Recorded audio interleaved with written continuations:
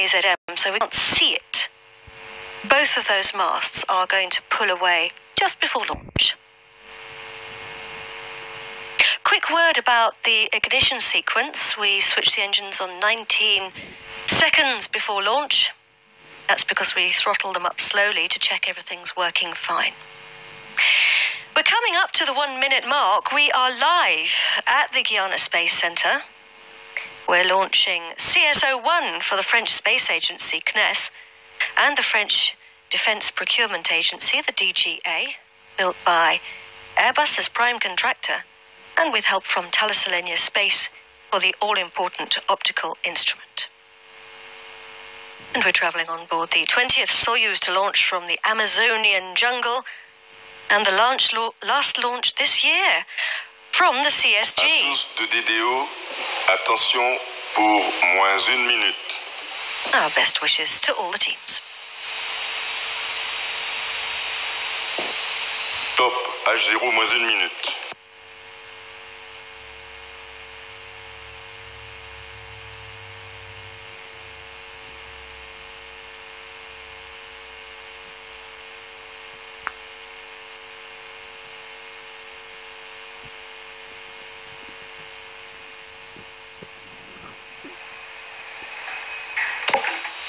Largage du Macazeden. À tous de DDO, attention pour le début de la séquence d'allumage du lanceur.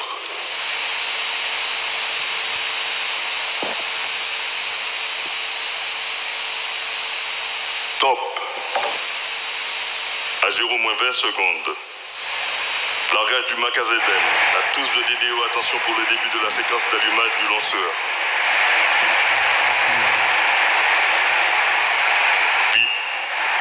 5, 6, 3, 2, 1, top. Allumage, à tout. Décollage.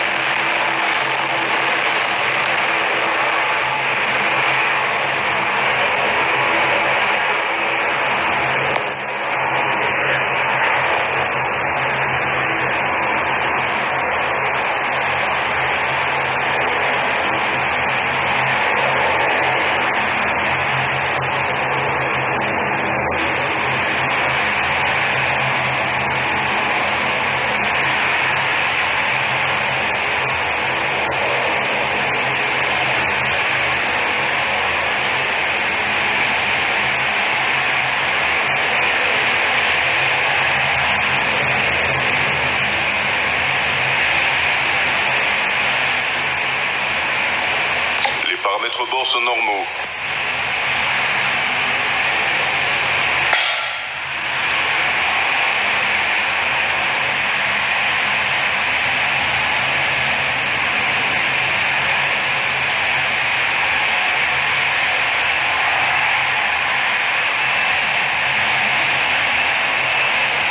Bonne stabilisation du lanceur.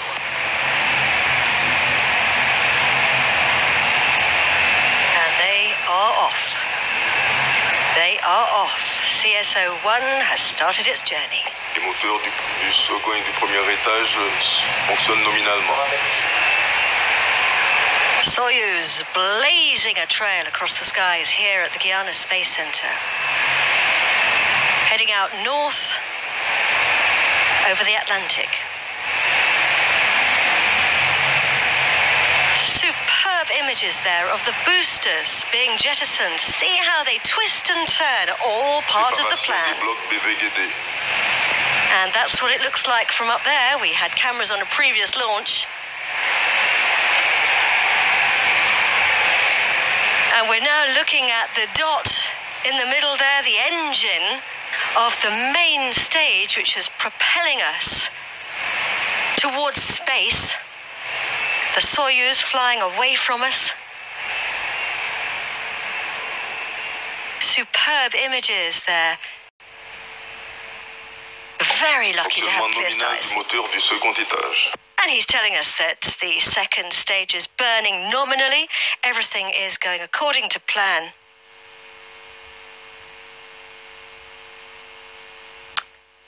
Top right-hand side of your screen, the trajectory. That's the trajectory of the vehicle, the planned trajectory, with the cross being the actual position of the launch vehicle. Take a look at the front of the vehicle there, the pointy section. We saw it before. It's called the fairing. Our satellite is in there. And if you work your way down towards the middle section, have a quick look there, the orange section. There's an open section, an open lattice section. I'm going to tell you about that later. We'll see that in action. That plays a very important role. So the fairing was protecting our satellite from the rigors of the launch. You can just imagine how loud it was at liftoff back there, protecting us from acoustic vibrations and from friction as we were coming up through the denser part of the atmosphere. But now look at our altitude. We are 122 kilometers above the Earth, and we've actually gone beyond what we call the Kármán line, which is the border with space, and we hardly have any friction now. So we're coming up to the point where we can start the process of jettisoning our fairing, because the name of the game is to lose weight. This is the moment, the scheduled moment to jettison the fairing. We'll get the confirmation of that later.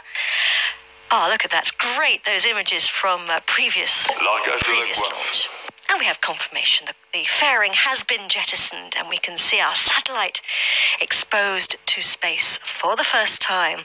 Now, remember that open section in the middle? It's about to do its job. It's because we use a hot stage technique to switch on the engine of the third stage before we jettison the second stage, and therefore we need that open area to evacuate. And you can see you saw back there the 4 parts of it fell away. So we lifted off from the Guiana Space Center, and we have confirmation that that's now been separated.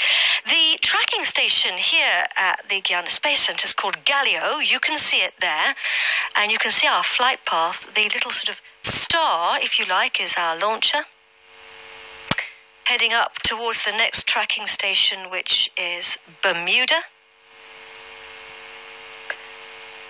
Bottom left-hand side of the screen, our altitude. He's telling us that everything is going nominally, everything is going according to plan. Our altitude, 184 kilometers above the Earth. Our distance, now that's the distance as if you were to draw a straight line across the pad from the liftoff from the pad, if you like, to the point where the vehicle is over the Earth.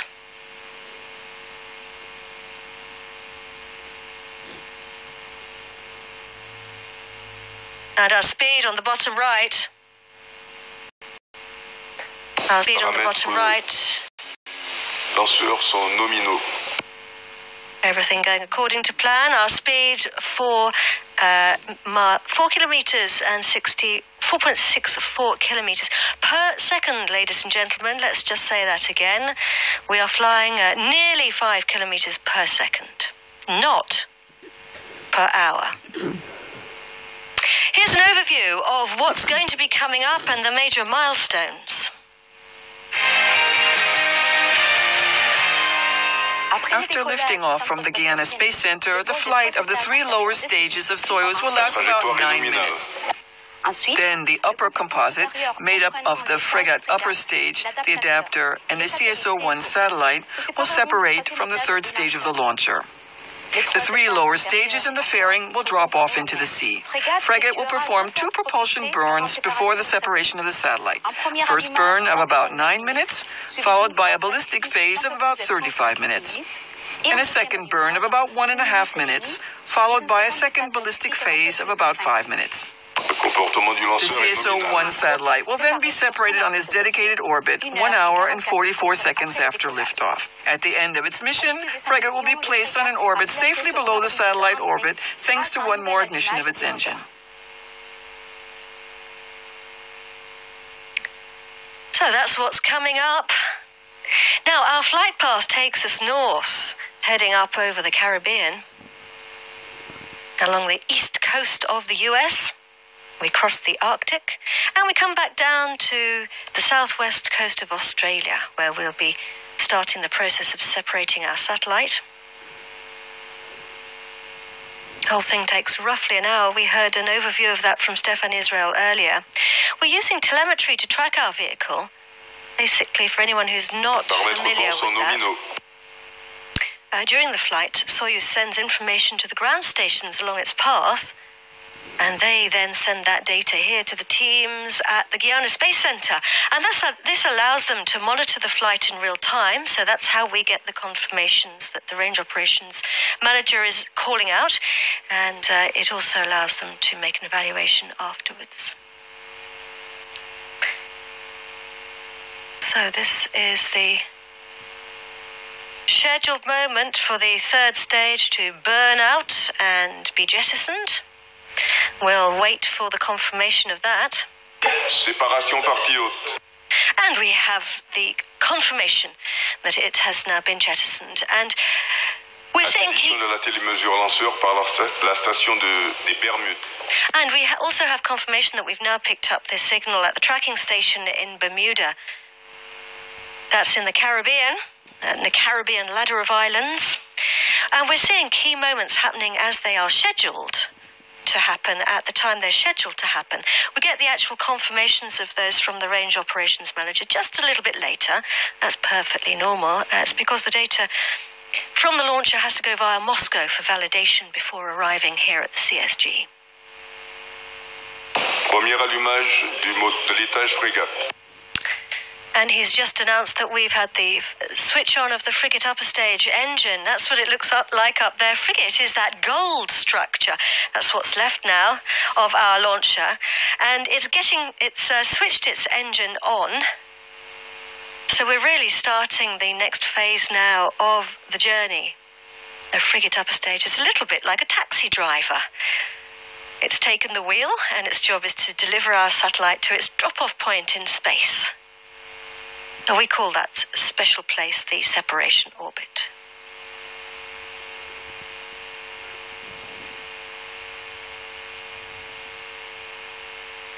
The guests here watching the launch from the Mission Control Center.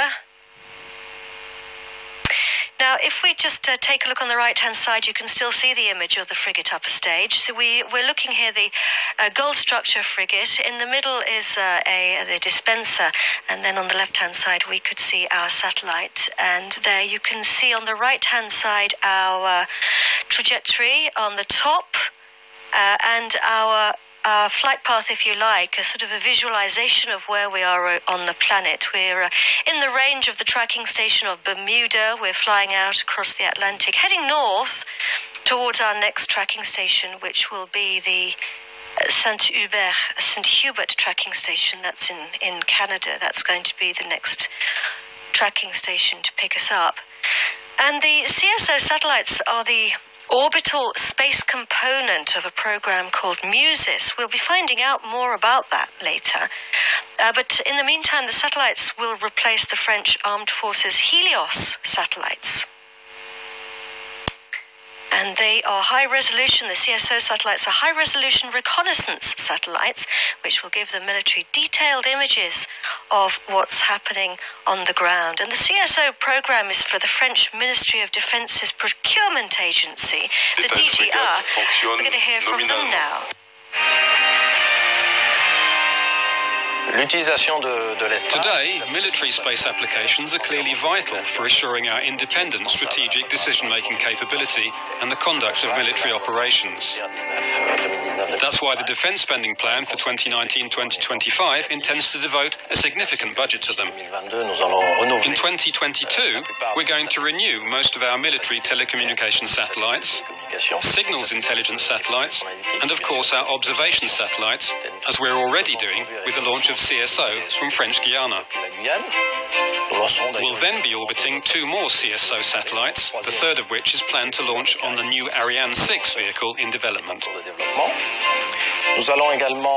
Starting in 2023, we're also going to prepare the successors to these satellites, particularly for signals intelligence, but also for observation. We'll begin building all these systems, including the third telecommunications satellite. And we'll be complementing our capabilities through this defence spending plan with geopositioning assets. For that, we'll be using the European Galileo system for a program called Omega. And that program will give our forces a satellite positioning capability independent of the US GPS system. We obviously want to pursue this effort under our defence spending plan with our European partners, and we're going to ask them to join us on all of these programs wherever possible. And during that film, we heard from the range operations manager that we have confirmation that we've now flown into the range of the St. Hubert tracking station, or Saint-Hubert, which is in Canada. So the guys and girls there have picked up our signal. They're tracking our launcher as we speak. And the town of Saint-Hubert is just outside Montreal in Quebec in Canada.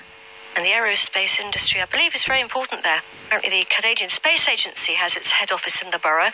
So we're heading off now over the northern hemisphere towards the North Pole. Heading out over Greenland, and we'll be coming down the other side of the Earth. CSO is very much a French national program, although the services will also be available to some of France's partners. So it's logical that the French Defence Procurement Agency, who we heard from just now, the DGA, chose the French Space Agency as the contracting authority to provide both the satellites and the launch services. In fact, the French Space Agency is actually called CNES in France, which stands for the National Centre for Space Studies. And as I said earlier, teamwork is responsible for an awful lot of things in space, and the CNES has been responsible for many important and exciting space programs over the years, always with teamwork. And since its inception in 1961, it's been working with the Ministry of Defence in the field of space surveillance and tracking. Very important work there. Let's go over to the CNES now for more on their space defence systems and the CSO programme, as well as their broader range. The launch of this first CSO satellite is a key milestone in our military space strategy that highlights the 3 facets of how CNES is serving defence applications. First, CSO draws on the heritage of everything we've developed since 1986 with the Spot, Helios and Pléiades satellites, and we'll continue to do that since we're now working on Ceres and the next generation of Syracuse. Second, CSO illustrates all that is best about France's space technology capabilities. CNES, in partnership with the French space industry, has developed the marvel of technology that is CSO-1. And I believe we can say it is the envy of the world. And third, this evening's launch is only a start, as CNES's undisputed expertise will be supporting a whole series of operations once the satellite has been sent aloft and then begins its service life. All of this will show how effectively CNES is supporting our defence community.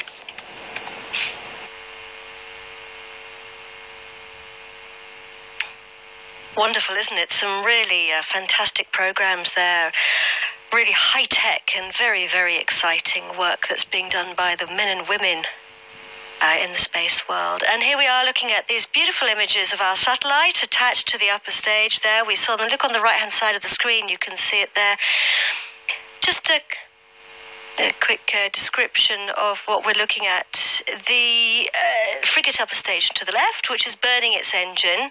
It's a circular structure with 6 spherical tanks, 4 of those for propellant, and 2 2 of those for avionics. That's the kind of thing you find on the aeroplane, the flight control systems, navigation, that kind of thing. And then you can't see it very well, but in the middle is a sort of a round circular disc structure, and that's the special adapter, or dispenser as it's sometimes called, which is attaching our satellite. And then in the front, the white structure is our satellite, CSO-1, and it's got 4 solar panels. You can see 2 of them there, all nicely and neatly folded up. Those are going to unfold later when the satellite is separated. Now, these CGI images that we're looking at are a simulation of what's actually happening up there in space. So obviously it's not the real thing, it is a simulation, but basically what happens is the experts plan an incredibly detailed program of events which they then put into the computer, and the computer then generates these lovely images for us to be able to see, and you get a really good view of it there because you can see the frigate upper stage from behind. And basically every movement, every white flash, every burn of an engine that you see is what has been scheduled to happen at this moment in space. And I think those little white things that we can see there may be the nozzles which help the frigate upper stage to move around. We'll see this later in the flight, but it does lots of orientation maneuvers. And it gives little bursts of gas, I believe. Do correct me if I'm wrong with that, but I think that's the way it maneuvers itself. So as it twists around, we get a great view there of the satellite. It's getting ready now to... Première section du frégate. I was about to say it's getting ready to switch its engine off, but it's actually now done it. We have that confirmed from the range operations manager. So the onboard computer has sent the command to switch off the engine. It knows because of various things. It knows where it is in space. It has times, etc. It knows when to switch its engine off, and it's now done that. So we're really entering the next phase now. It's called the ballistic phase. Ballistic means traveling without the engine. We're coasting, traveling without propulsion. We're coasting without the engine. It's quite an interesting word, actually, because ballistic, I did a little bit of digging, apparently comes from the Greek word throw. And it actually takes its name from a Roman weapon, which was called a ballista, or sometimes called a bolt thrower. And that's because ballistae looked rather like large crossbows, and Roman soldiers used them to hurl large rocks over great distances to try and damage rampart walls. And it's been said that the whirring sound of a ballista-fired stone would strike fear and dread into the hearts of those inside the besieged walls. Over now to find out more about our satellite, CSO-1.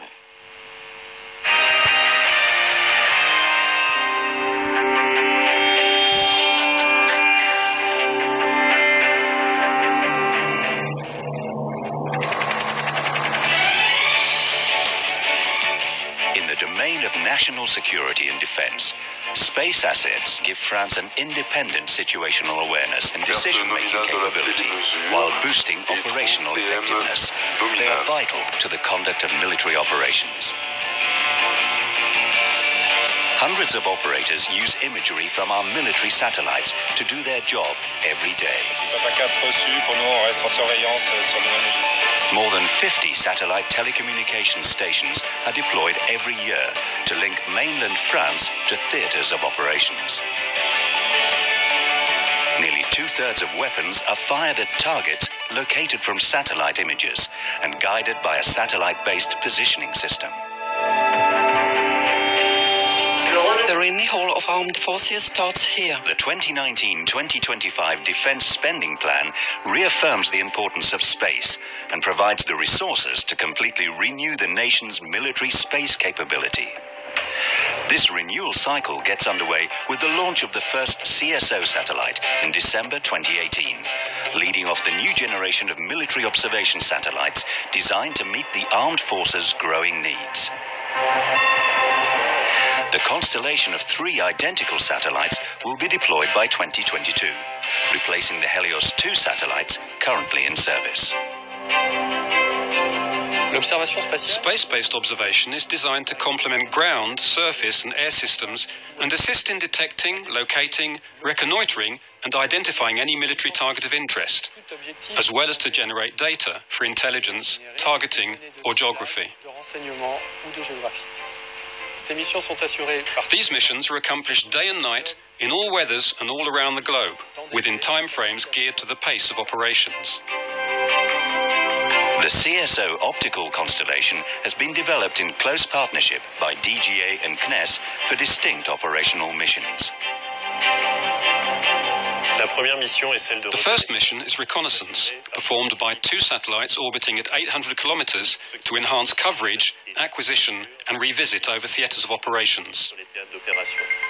The second mission is identification, performed by a 3rd satellite at 480 kilometers to deliver the highest possible resolution and detail of analysis. For these missions, the satellite's telescope acquires imagery in the visible and infrared, using a variety of viewing modes to cover a broad spectrum of requirements.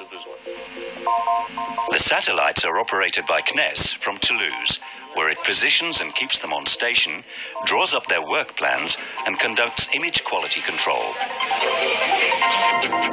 The armed forces can order and receive imagery from different sites in mainland France and directly from the theaters where they are needed. The CSO satellites combine the very best of French industrial expertise, giving the armed forces a key technological edge to gain military advantage. CSO offers numerous improvements. First, better precision with imagery of unrivaled quality in Europe, thanks mainly to its large telescope.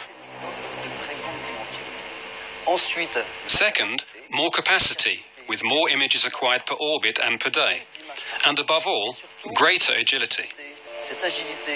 This extra agility means more images can be acquired when flying over a particular area of interest. And third, improved responsiveness, with the ability to downlink images from the satellite to a ground station near the polar circle in Sweden.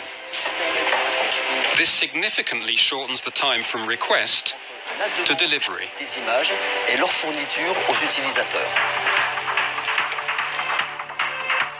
The CSO satellites are part of a broad program called MUSIS that will also be assuring continuity of service in radar satellite imaging to sustain a complementary all-weather capability.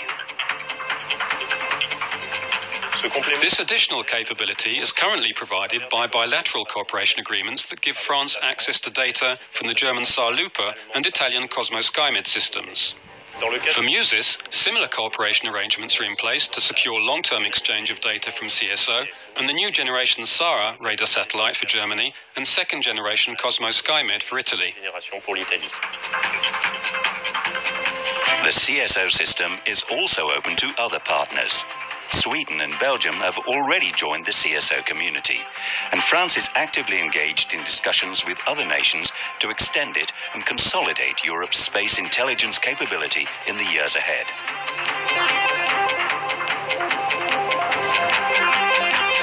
With CSO, France is acquiring a capability like no other in Europe, tailored to its forces' needs. This system will initially complement the existing capabilities offered by Helios 2 and Pléiades, bringing extra resilience to new threats. As the President has stated, space is a matter of national security. Our military space capabilities deliver vital support to our authorities and military operations. They are an important element of France's strategic independence. With the arrival of new threats, it's crucial that we maintain our ability to surveil, identify, know and act from space and in space. In this context, the launch of CSO marks a key milestone in the renewal of our military space capabilities.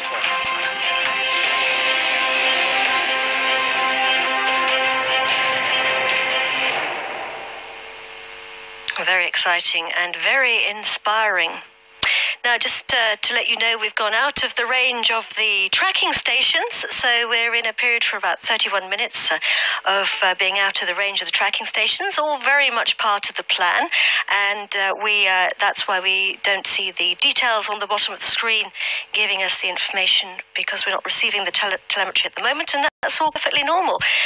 The Soyuz vehicle is storing the information, and when we check in again at the next telemetry station, it will be scheduled to download that.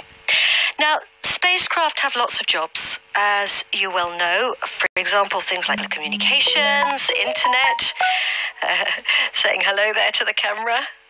Team's looking very relaxed there. Of course, they're extremely experienced. They've all done this many times before.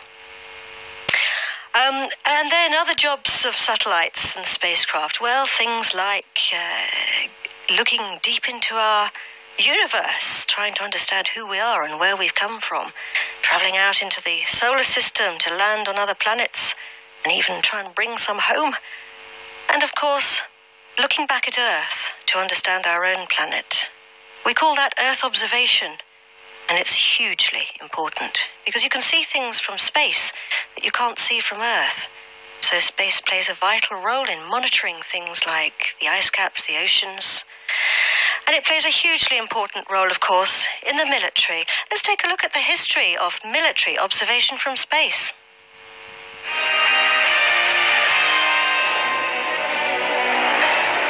Military observation is vital to inform the decisions of chiefs of staff. In the First World War, highly vulnerable captive balloons and later dirigible airships were gradually replaced by aircraft. These aircraft were equipped with photographic cameras. During the course of the 20th century, techniques began to improve, enabling automation of photographic observation from aircraft in the visible and infrared. The first drones also began to appear. Then came the era of satellites, able to view any point on the globe and acquire wide area imagery. Following the first American and Russian spy satellites, France launched its Earth observation program, first Spot 1 in 1986, offering a resolution of 10 meters, and then Spot 2 and Spot 3. Helios 1A, its first military satellite, was launched in 1995. In 1998, Spot 4 brought the capability to image relief. Helios 1B was launched in 1999. Performance continued to improve. In October 2002, Spot 5 offered a resolution of 2.5 meters and a high-resolution stereoscopic instrument. Then came Helios 2A in 2004 and Helios 2B in 2009. Today, France is the European leader in optical military space observation. Finally, the Helios constellation was complemented by the dual-use Pléiades satellites launched in 2011 and 2012, for which the armed forces have tasking priority. Now all is set for CSO-1 in 2018 and then CSO-2 and 3 by late 2022.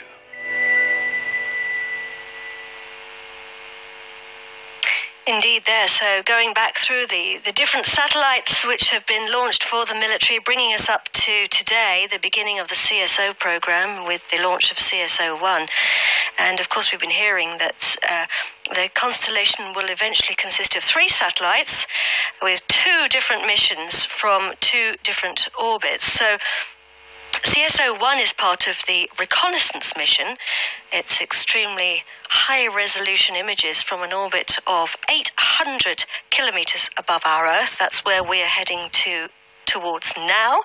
Then CSO-2, which is scheduled to launch in 2020, that's going to fly over 300 kilometers lower than its triplet on an orbit of 480 kilometers above Earth.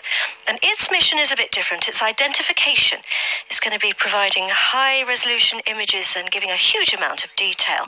And then the third triplet is CSO-3. That one is going to be launched, hopefully scheduled for 2021, and it's going to join its elder, CSO-1, in the reconnaissance orbit, back in the 800 kilometers above Earth orbit. And its job is to improve the revisit time in all the points of the globe.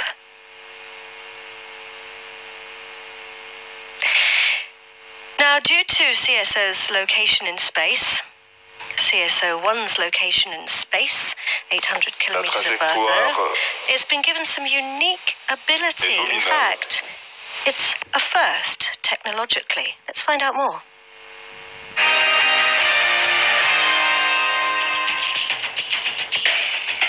To counter the perturbing effects of Earth's environment, a satellite must regularly perform trajectory correction maneuvers to maintain its orbit. Until now, such maneuvers were controlled from the ground and forced operators to interrupt the satellite's mission. CSO is the first operational observation mission ever able to decide on its own how it needs to maneuver in response to the trajectory information received from its navigation system. This unique embedded intelligence capability was made necessary by the high rate of orbital decay at 480 kilometers. The residual atmosphere at this altitude slows the satellite, causing it to lose several hundred meters every day and forcing it to maneuver often. On a part of the orbit where the satellite isn't acquiring imagery, for example over the oceans, the satellite's flight software initiates an altitude correction maneuver in the plane of the orbit. The satellite pitches to align itself in a desired direction and fires its thrusters. The thruster burn only lasts a few tens of seconds, enough for the satellite to raise its altitude, recover its nominal position, and continue imaging. Autonomous orbit control is a major technological innovation that is the result of a huge engineering and validation effort. Orbit correction maneuvers are now transparent to tasking teams. This new capability will deliver real added operational value for the system's military operators. So a very clever satellite, CSO-1. Its special ability to correct and control autonomously its own orbit. So we are injecting CSO-1 into what we call a sun-synchronous orbit. You've probably heard of that, or heliosynchronous orbit. But what does it actually mean? Well, it means that the satellite passes over any part of the Earth at the same local time each day, and that's very useful for Earth observation satellites because it makes communication and various forms of data collection very convenient. And that's because the satellite has constant sun illumination due to its inclination and its attitude.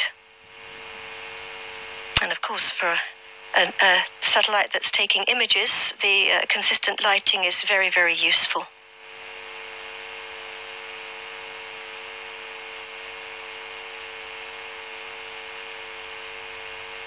It's one thing having satellites sending data down to Earth.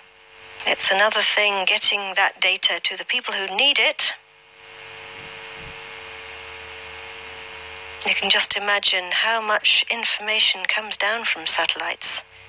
And it all has to be sorted and processed, and it has to be made available to the users in a user-friendly way, and collecting that data, sorting that data, processing that data is a huge job, but of course a terribly, terribly important one. Here's a little guide now on how to use the data from the CSO satellites for those people on the ground who will be using it. Three main entities are involved in acquiring and distributing CSO imagery to users.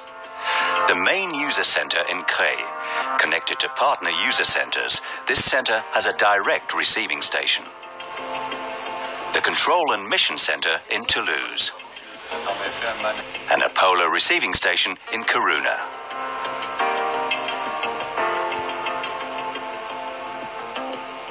Each user center collects and ranks acquisition requests from military users and units in the field.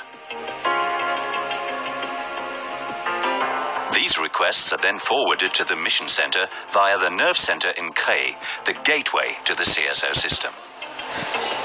The mission center establishes the satellite's work plan for the next day, sharing capacity between international partners. This plan is uplinked to the CSO satellite via the station in Kiruna. The satellite executes the work plan and downlinks imagery acquired to one of the 2 receiving stations within range. After processing of the data in Khe, the imagery is sent out to user entities. Exceptionally, the system has the ability to alter the satellite's work plan at any time to meet urgent requests, adapting to the needs of users in different theaters. The system can also accommodate new European partners, supporting the deployment and ramp-up of the CSO constellation. And you can really see there, can't you? If you remember, I said earlier that space programs are so much a question of teamwork, and all these people across the planet all pulling together to make this work and to make this happen. And satellites are important, obviously, for helping the men and the women in the armed forces in their military operations, because they are very much depending on each other and the information that they're getting through.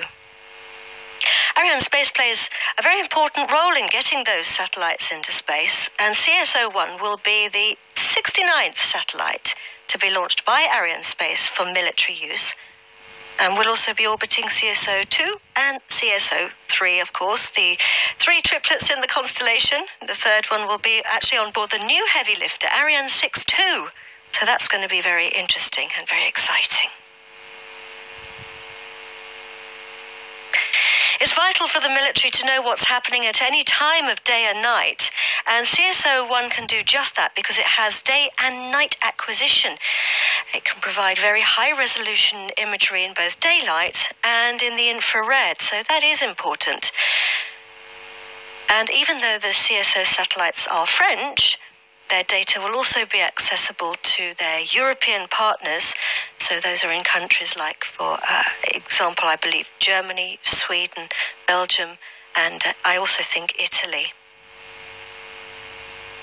Good pictures there of our satellite. There it is attached, going to be providing that vital information to the French military, which considers space to be an important part of their security. Satellite imagery supports a broad spectrum of missions whose common goal is to sustain the rate of operations. This can be illustrated by 3 specific examples. Intelligence. Satellite imagery is a precious aid to obtain information about zones that other sensors can't reach. In particular, it helps to gauge the strength of forces present or the level of activity at a site under surveillance. Targeting for airstrike planning. Prior to a strike, satellite imagery is used to precisely geolocate the target, supply the parameters required to guide the missile and reconnoiter the immediate environment in detail to avoid collateral damage. It then serves, as here, to assess the effectiveness of the strike by comparing images acquired before and after the operation. Production of geographic data. Very high-definition maps of strategic zones enable the exact nature of the geographic environment to be determined before forces are deployed. Here we can see very fine details of a town being used to plan an aerial reconnaissance mission ahead of sending troops on the ground. Digital terrain models are also generated on request from Pléiades or Helios stereo imagery, and soon from CSO, when those in the Spot 5 database offer insufficient resolution. Such products can be used by certain weapon systems. The agility, resolution and responsiveness of the CSO system will greatly enhance product performance for these 3 applications.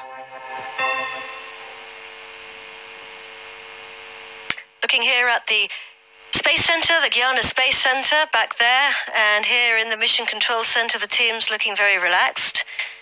As I said before, they've done this many times, and they are extremely experienced.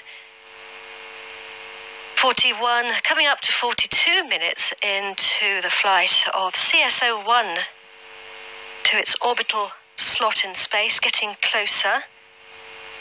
It's flying on board what remains of the Soyuz vehicle, the frigate upper stage. We're in what we call the ballistic phase. We're cruising without the engine.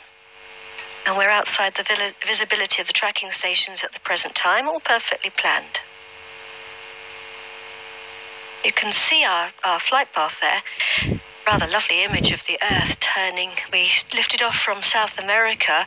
We headed over the North Pole, over Greenland, and coming back down the other side of the planet now towards southwestern Australia. As I said, we're outside the tracking stations, but the next one that will be picking us up is New Norcia. And to get there, we'll be flying over Southeast Asia and heading down there over the Pacific. And that's what it looks like up there.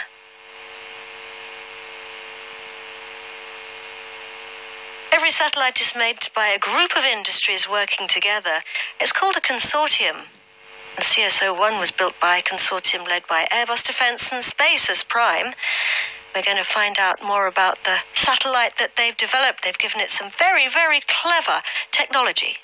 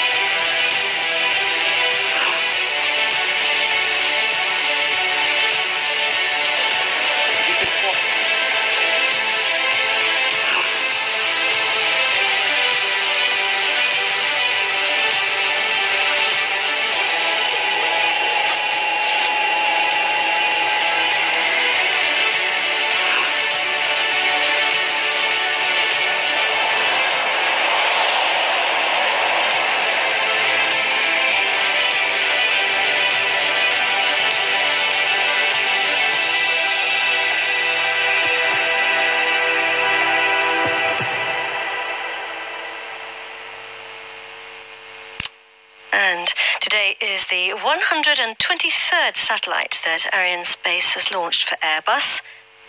The previous one, you might remember if you were here watching it with us, was a meteorological satellite called METOP-C, and we launched that one at the beginning of October.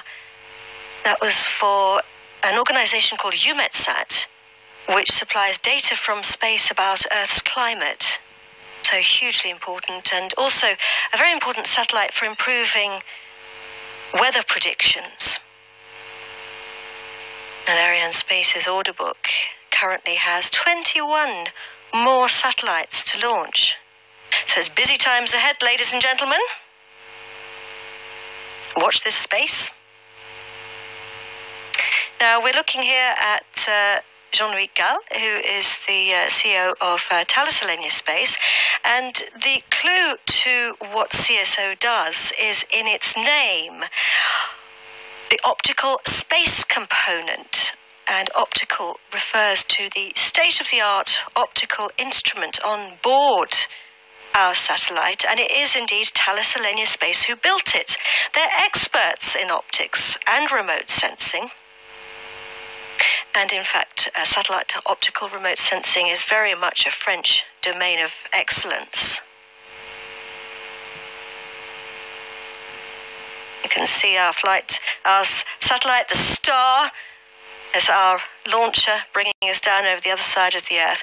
We're going to go over now to Thales Alenia Space to tell us more. C'est avec une profonde fierté et un grand honneur que je partage avec vous ce moment exceptionnel pour le programme CSO. Le lancement d'un satellite tel que CSO est un événement majeur pour notre pays et sa défense. Ce satellite est essentiel pour la France et ses partenaires qui vont bénéficier d'un système encore plus performant d'observation dans la continuité des satellites Helios 2A et 2B. L'ambition d'un programme extraordinaire tel que CSO est très élevée et ses performances sont exceptionnelles. Les défis technologiques que nous avons rencontrés pour développer et produire la charge utile, véritable cerveau opérationnel du satellite, ont été relevés avec détermination par les équipes de Thales Alenia Space et celles de ses partenaires industriels en étroite collaboration avec les experts du CNES et de la DGA.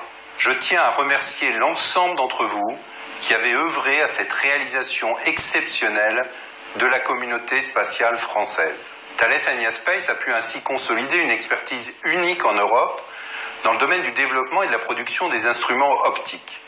En témoignent les résultats opérationnels obtenus depuis 30 ans par les 6 satellites des familles Helios et Pléiades. Fort de ce savoir-faire, nous avons su le valoriser à l'export au profit des clients turcs, émiratis et marocains. Nous restons mobilisés aux côtés du ministère des Armées pour que cette expertise stratégique et ce savoir-faire unique soient pleinement exploités et mis à profit en vue de la préparation technologique du programme successeur à CSO. Je remercie très chaleureusement Madame la ministre des Armées, l'état-major des armées, la Direction générale pour l'armement et le CNES pour la confiance accordée à Thales Alenia Space, ainsi que les équipes d'Airbus pour l'excellente qualité de notre coopération.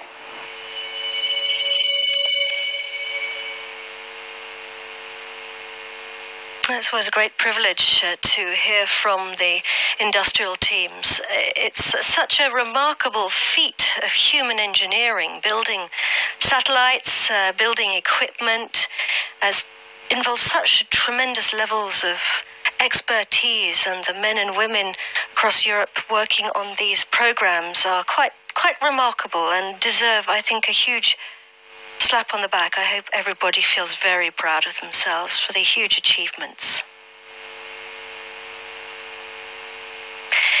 So just a reminder of where we are now in the flight. We are 50 minutes into the flight of CSO-1 towards its orbital slot, its separation orbit, which is 800 kilometers above our planet.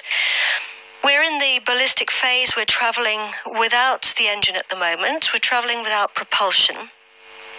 And we're outside the tracking stations, which is why we don't see the details on the screen yet of the flight details, such as, for example, but we are getting ready to switch our engine on again, and that's what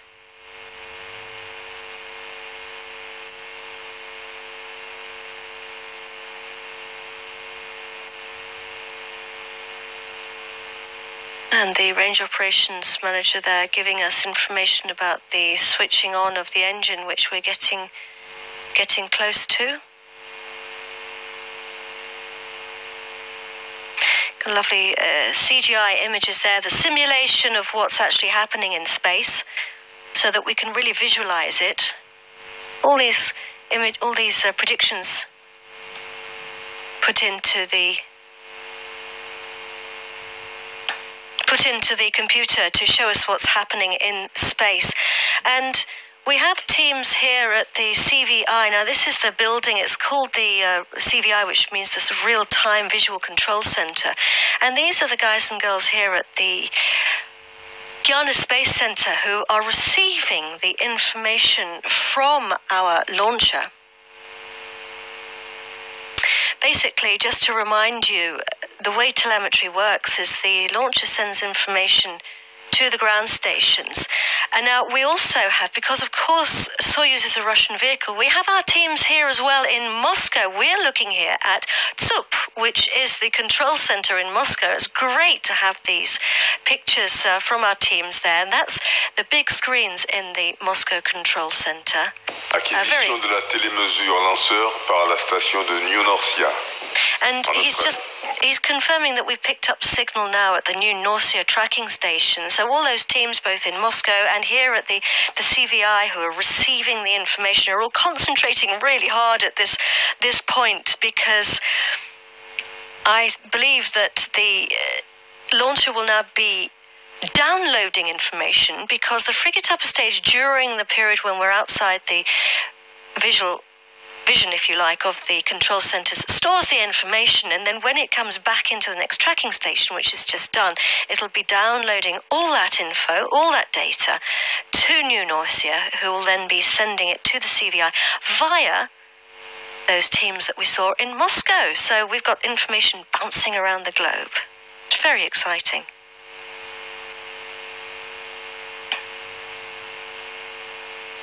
And the frigate upper stage is a clever piece of kit. It's the one that's travelling with us right now, transporting us towards our drop-off point in space. But it was actually originally, you can see it there, so on the top of the top part of what we're looking at, a round circular structure. It looks a bit blobby because it's made of 6 spherical tanks, which are then covered in that gold stuff. Stuff being the operative and technical word. And then you can see that the satellite, which is the white section, is attached with a very special dispenser. Now, the frigate upper stage was actually originally designed as an interplanetary probe. Get that? It was designed to travel around the solar system, and it's been adapted to fly on board Soyuz. I was there for its first mission. It was to deliver the cluster satellites. That was back in the year 2000. And cluster, you may or may not remember, are 4 satellites, which since their launch in 2000 have been tirelessly gathering very important information about the magnetic field. And the great news about the frigate upper stage is it's able to switch its engine on and off up to 20 times, which means it can take its passengers pretty well wherever they need to go in space. Now, this is the scheduled moment for it to switch its engine on again. We'll wait for that confirmation because, as we've mentioned, all the data from frigate comes via Moscow. Deuxième allumage du moteur frégate. And we have confirmation. The frigate upper stage has switched its engine on again for its second burn. A smile there from our range operations manager. Here the flight control desk that Pierre was mentioning to us earlier, taking all the final decisions in the event of unplanned situations. The Arianespace top management. And here the VIP guests all watching attentively. So why is frigate switching its engine on now? Well, that's because so far we've been on what we call an elliptical orbit, a kind of an oval shape, or the shape of an egg, if you like. We do need to circularize that orbit. Frigate has switched its engine on in order to do that, to make it more circular. But it's not going to do it entirely because the spacecraft, CSO-1, will actually finally circularize the orbit on its own. Now it's switching its engine off again. We'll get the confirmation of that. So it was a short burst, a short burn to make the orbit more circular.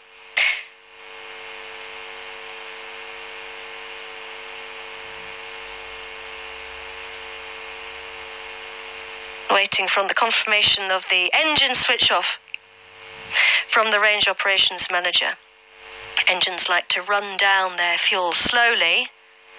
They like to run it down slowly in order to optimize the engine.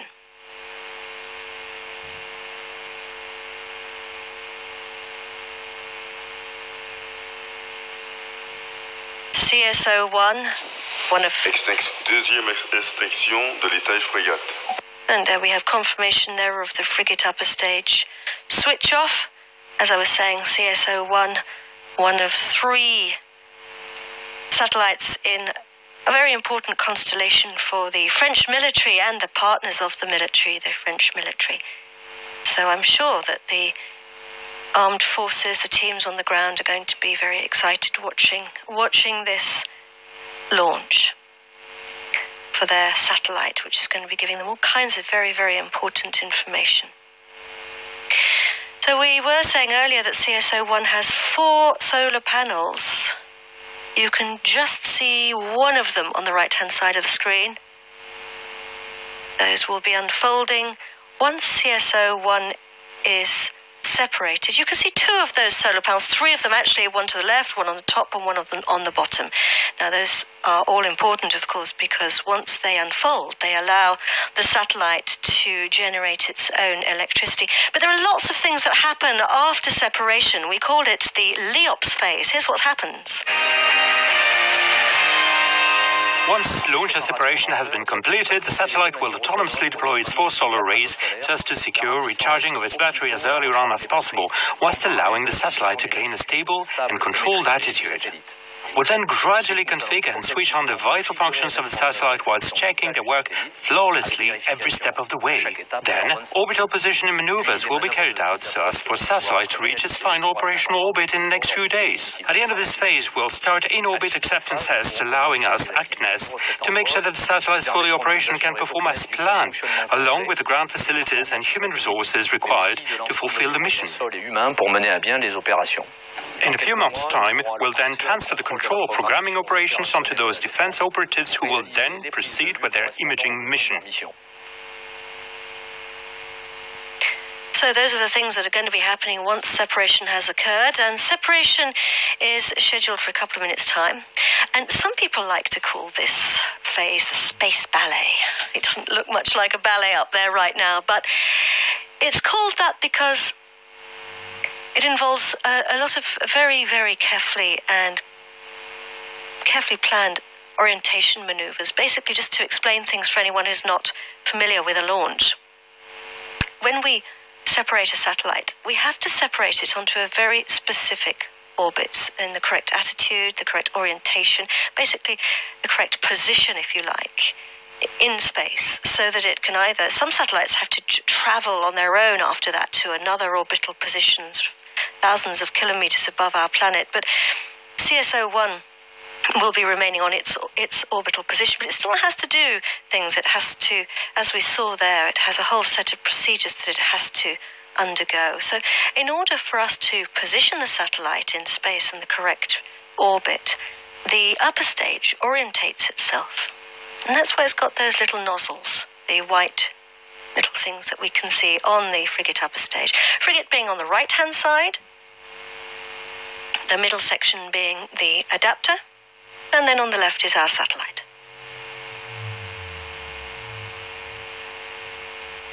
Now the adapter plays a very important part because it allows us to attach the satellite to the frigate upper stage, but it also allows us to separate the satellite from the frigate upper stage. And that process is done with a set of springs which ping the satellite into space. And that's what it looks like. It's all part of the plan to... Les paramètres d'orbite sont nominaux. He's telling us the orbital parameters are normal. We ping the satellite away with the springs to prevent anything banging into each other. Waiting now for the confirmation of the separation. That was scheduled moment. Séparation du satellite CSO-1. And we have confirmation that CSO-1 has separated from the upper stage successfully. Some very happy, smiling faces there. And a wonderful Christmas gift for all the teams involved.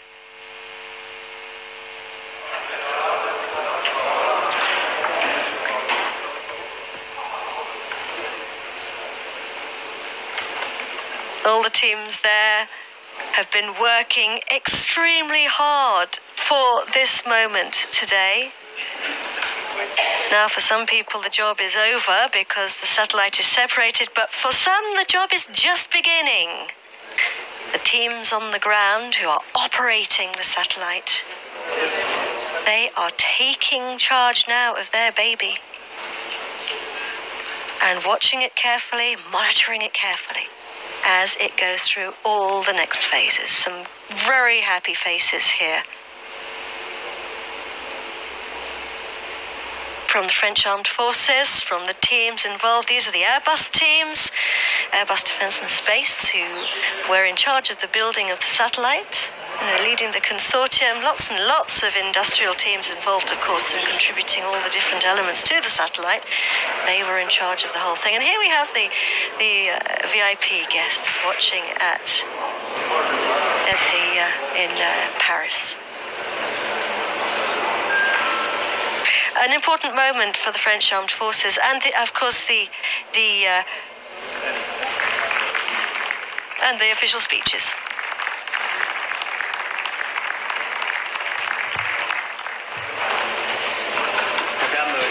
Madam Minister, distinguished general officers, ladies and gentlemen, distinguished guests, Arianespace is delighted to confirm that the CSO-1 satellite has been successfully separated on its targeted sun-synchronous orbit. For the 11th and final launch of 2018, Arianespace has performed its mission successfully. Congratulations to everyone. Today, true to its mission of guaranteeing independent access to space for Europe, Arianespace is proud this afternoon to have satisfied French needs for sovereignty and placed on orbit the CSO. With the deployment of the two following CSOs, Syracuse 4A and 4B, and the Ceres satellites. I would like to thank our French customers and partners, the CNES, the Directorate General of Armaments, and the Ministry of the Armed Forces. I would also like to express my profound gratitude to the Ministry of the Armed Forces, Florence Parly, who's following us from the École Militaire in Paris. Florence Parly, you made a very important speech on September the 7th at the center of the CNES at Toulouse to push back the frontiers of our knowledge, to protect the planet. Space is also there to guarantee our safety and security. So we are impatiently waiting for the speech that you will give in a few minutes from the École Militaire. Our gratitude expresses towards the CNES and the Ministry of Armies that you decided to entrust CSO-3 to Ariane 6. And by this decision, France is showing the way, and we hope it will be followed by all of our partners. I would like to thank all the players that took part in tonight's success. Our partners, Airbus Defence and Space, prime contractor for the CSO-1 satellite, and of course, Thales Alenia Space, which is responsible for the instrument, the optical instruments. We've been working together for a long time, and we're always happy to work together for successes. Our Russian partners, Roscosmos, RKTS Progress, NPO Lavochkin and Senki, for this 20th successful Soyuz launch from the CSJ.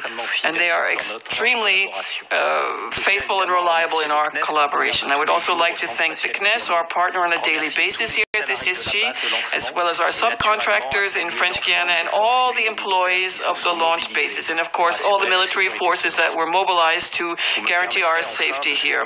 And of course, I would wish to thank and congratulate all my colleagues at Arianespace for this final and 11th launch of the year, and for rising to the challenge to meet our goal. 5 launches in 2 months. What an achievement. Bravo. I know that you're already hard at work to start 2019 with an Ariane 5. It will be devoted to 3 long-lasting customers of ours, Elasat, Arabsat. And now I would like to invite our customers and partners to take the floor, and then the Minister of the Armed Forces will follow. Thank you very much.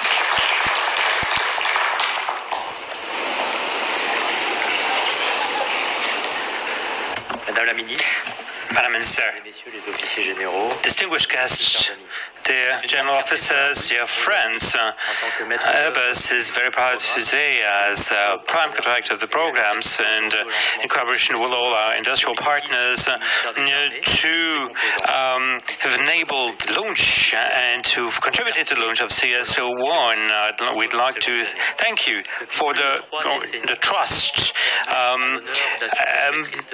over the past years, and we've been delighted work for the account of the Ministry of the Armed Forces, from Sport 1 to LS1 to Pléiades and to the CSO. And this really is about the ground segments as well as the optical space component. All the operations have gone seamlessly, smoothly, and we've exceeded our targets, notably in terms of the lifespan of these satellites. I would like to pay tribute to the spirit of cooperation that for all of the years we've been working together have characterized the cooperation between the General Directorate of Armaments and as well as Thales Alenia Space. In the industry, these programs have enabled the national industry to develop extremely strong competencies, development of a wide range of products and unique skill sets and offering on the export market. I'm looking forward to the continuity of such an endeavor, so whilst enabling our clients, whilst developing a voluntary policies allowing Airbus to be the leading exporter of innovative systems around the Earth. So this is the final launch of the year.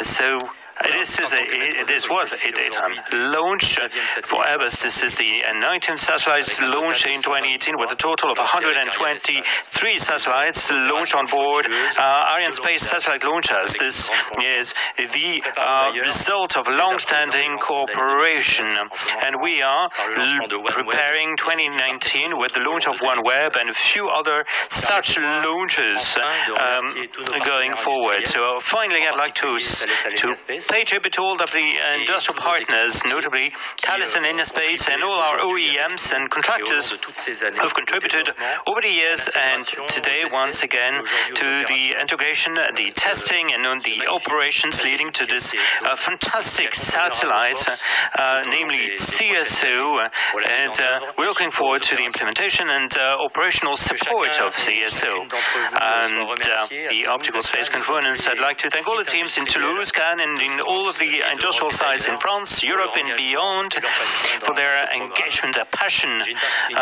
in this program. So a special thought for the operations teams who will take over controls on separation of the launchers and for positioning and orbiting operations, as well as in orbit acceptance tests and testing will be starting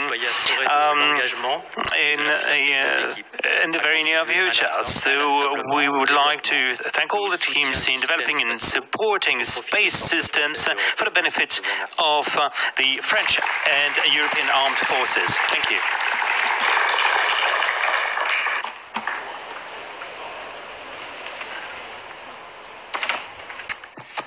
Madame la Ministre, Madam Minister, Mesdames et Messieurs les officiers généraux, distinguished general officers, the President of CNES, the President of Arianespace, ladies and gentlemen, dear colleagues and dear friends, what a fantastic launch for this fantastic satellite. And so congratulations for this wonderful result to all the teams of the CNES and Arianespace. Thanks to your skills, are incomparable. Everything worked perfectly as usual. So many thanks also to the teams, our extraordinary teams at Thales Alenia Space, who worked on this technological gem over the past few years, and of course thanks to our industrial partners, in particular the prime contractor Airbus Defence and Space. Today is a crucial date for the Ministry of the Armies, Armed Forces in France, and everyone at Thales Alenia Space is very proud to have contributed both as citizens and as industrialists. Team spirit and mutual trust were and are the two important keywords of our contributions and our collaboration with CNES and the DGA. We are intending to continue in this same way so that France can remain a key actor in the world space scene. We're at the top level, at the world level, and it's the result of absolutely continuous support from the French government, both to the two prime contractors, but also the small and medium enterprises that brought us indispensable support for the construction of this satellite. Just after the separation, the teams at Telespazio, under the direction of the CNES, intervened to place the satellite on its final orbit and afterwards to deliver it. So once again, congratulations and thanks to Arianespace, to CNES, to the DGA, to all our industrial partners, to all the teams of engineers who worked so hard over the past few years on this mission that was totally strategic. So long life to CSO. Thank you very much. Thank you very much to all of our speakers for these final addresses. So we have Paris via video link and École Militaire. So bear with us here at the Jupiter Center. Madame Minister, can you hear me? Are you? I think Madame Minister is ready, poised to take the floor. I can see Florence Parly. We had planned for a speech to take place, and we're actually making a mistake. Well, Jean-Yves Le Gall instead will take the floor right away. Over to you, Jean-Yves. Jean-Yves Le Gall, the head of CNES, who will first take the floor. So over to you, Jean-Yves. Madame Minister, ladies, gentlemen, general officers, ladies and gentlemen. This is the 20th successful Soyuz launch from Guyana, and this is a source of tremendous satisfaction. We have perfectly succeeded in placing CSO-1 on its orbit, and this shows once again now extensively the CNES is in support of the armed forces, particularly the teams of the Toulouse Space Center, who are in charge of designing and contracting for the CSO system, hand in hand with the DGA, and have been for the last 15 years. Thank you for your efforts. Now that the launcher has separated from the satellite, we will now be monitoring it to make sure that it is on track. The solar panels have deployed. I've just been informed, so clearly the satellite is faring well. Once everything has been fully validated, other teams will take over to make sure that the satellite is operating successfully. It needs to be calibrated. We will have to determine what pictures it will take, and we'll have to continue to place it on the desired orbit. And we will be collecting our first pictures from CSO in a very few days. This dual mission has been mobilized for years. We have been in close contact with the Defense Department. We have worked with Toulouse for the ground segment. We've worked with the launch teams for the launch. I'd like to thank all of the cooperating partners. The DGA, Airbus, Thales, Arianespace, and all their subcontractors have worked extraordinarily ably, and I have had the opportunity to say this often. This is an absolute gem of technology. It is no doubt the highest powered observation satellite in the world.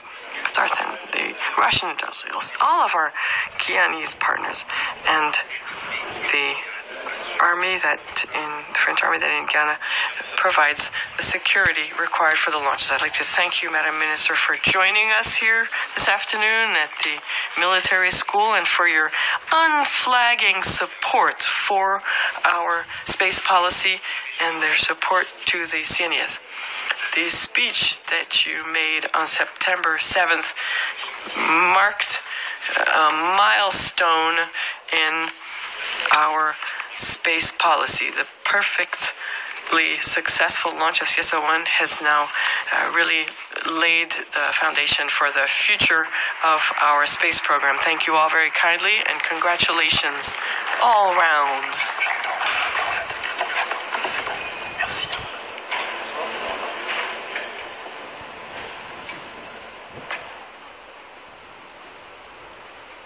And this is a scale model of our satellite as a token of our esteem, Madam. This is not Jean-Yves Le Gall's first scale model gift. He knows exactly where I'm going to place it as soon as I get back to my office. Ladies and gentlemen, Mr. Chief of Staff for the Air Force, the President of the Knesset, ladies and gentlemen, General Officers, ladies and gentlemen, CEOs. I don't see you, but I know some of you are listening in from the other side of the Atlantic. Ladies and gentlemen, dear friends,